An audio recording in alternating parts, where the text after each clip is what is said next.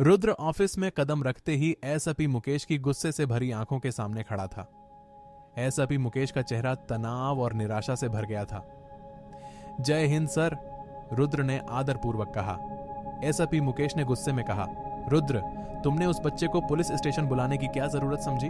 अब मीडिया बाहर खड़ी है और उस बच्चे का मर्डर हमारे स्टेशन के अंदर हुआ है। अब मैं मीडिया को क्या जवाब दूंगा? रुद्र की आवाज में हल्की बेचैनी थी। सर, मुझे नहीं पता था कि ऐसा कुछ होगा। उस किलर को पकड़ने के लिए उस बच्चे के सिवा मेरे पास कोई दूसरा सबूत नहीं था। आप ही बताइए सर, मैं क्या करता? एसपी मुकेश ने गहरी निराशा के साथ कहा, मीडिया टीआरपी के लिए किसी भी हद तक जा सकती है, अब हम पर लांछन लगाएगी। इतना कहकर एसपी मुकेश ने तेजी से प्रेस कॉन्फ्रेंस के लिए रवाना हो गए। उनके चेहरे पर दृढ़ता और आक्रोश की छाया थी। Press conference. बाहर मीडिया का जमावड़ा था और रिपोर्टर सवालों की बौछार कर रहे थे। सवालों की तीव्रता और हंगामा बढ़ता जा रहा था।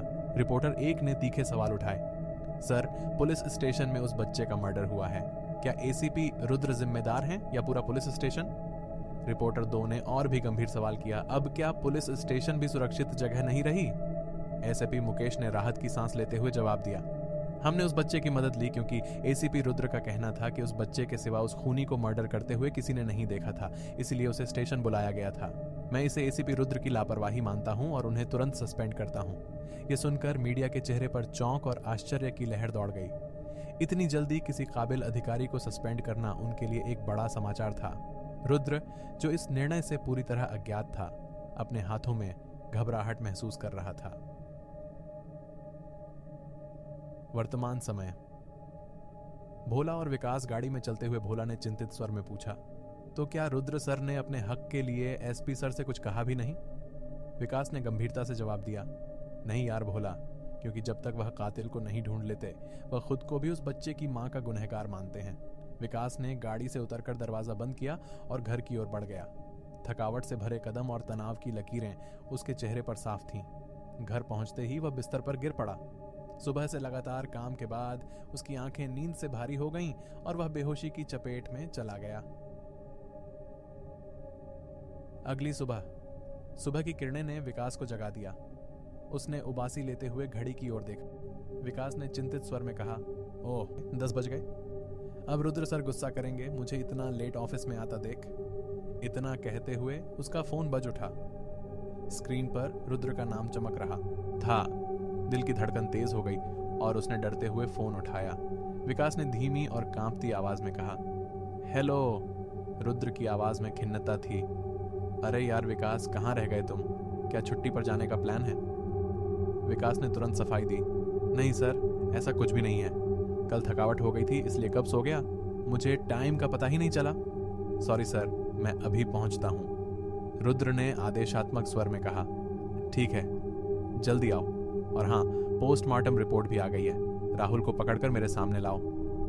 विकास ने आश्चर्य से पूछा, क्यों सर, क्या हुआ? वही है ना खूनी? मुझे पहले ही शक था कि यह पक्का राहुल का ही काम है, क्योंकि वही अंजलि को बार बार फोन करता था। रुद्र ने कहा, अरे ऑफिस आओगे या फोन में ही सब पता करोगे? विकास ने असमंजस में कहा, ओ सॉरी सर, मैं अभी पहुंचता हूं। रुद्र ने कहा, ओके।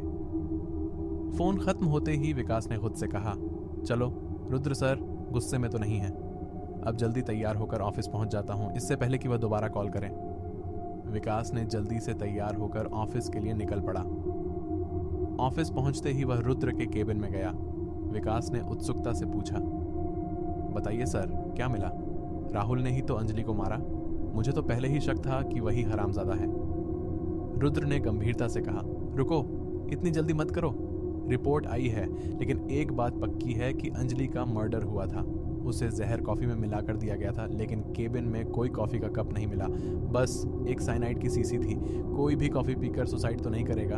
अगर अंजलि को सुसाइड करना था तो वह अकेले जहर पीती। और हॉस्टल वाली लड़की की रिपोर्ट देखो, उसकी बॉडी में सिर्फ साइनाइड मिला है, जिससे यही लगता है कि उसने सुसाइड किया हो। विकास ने संशय के साथ कहा, सर, यह भी हो सकता है कि राहुल ने अंजलि की कॉफी में जहर मिलाया हो। रुद्र ने कहा, हाँ, हो सकता है। उसने प्रोफेसर के जाने के बाद उसके केबिन का ताला तोड़कर अंजलि को मार डाला और सामान फैला दिया ताकि शक प्रोफेसर पर जाए। विकास ने कहा, हाँ सर, क्योंकि कॉफ़ी में मिले जहर और केबिन में मिले साइनाइड की सीसी दोनों अलग हैं। प्रोफेसर कॉलेज में केमिस्ट्री पढ़ाता है, इसलिए उसके केबिन में कुछ केमिकल और सीसी होना जायज़ है, और हॉस्टल वाली लड़की को यही सीसी मिली होगी जिसे पीकर उसने सुसाइड किया होगा। रुद्र ने गंभीरता से कहा, हाँ यही लगता है। विकास जाने लगा, तभी रुद्र ने उसे रोक लिया। रुद्र ने कहा, विकास 1 मिनट, तुम्हें याद है जब मैं प्रिंसिपल से पूछताछ कर रहा था तुम अंदर आए थे? विकास ने कहा, हाँ सर याद है, क्यों, क्या हुआ? रुद्र ने हाथ में पेन घुमाते हुए कहा, तुमने एक बात नोटिस की थी कि पोस्टमार्टम रिपोर्ट आने से पहले हमें यह नहीं पता था कि मर्डर है या सुसाइड, लेकिन प्रिंसिपल ने कहा था कि मर्डर के 1 दिन पहले प्रोफेसर वहां रुके थे। आखिर प्रिंसिपल को कैसे पता चला कि मर्डर हुआ है? विकास और रुद्र ने एक साथ कहा, तो कहीं यह प्रिंसिपल?